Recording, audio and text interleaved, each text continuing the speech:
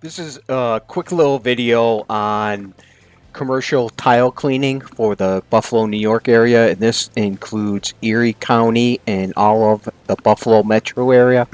This is a common question for tile cleaning in office buildings that managers and owners of buildings often ask. Should we seal our floors after we deep clean them? Now, we are talking about hard surfaces, and hard surfaces can be ceramic, quarry tile, porcelain.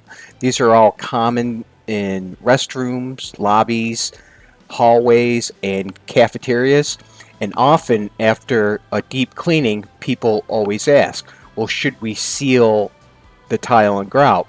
And the answer is yes, but in most cases, we would only seal the grout to prevent permanent staining. Sealer, generally speaking, will not stick to the tile. The tile is very hard and resilient and will not even absorb stains in most cases, and the sealer will not stick to it.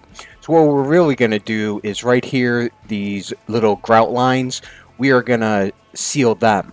And that is a common question people always ask, and the answer is yes.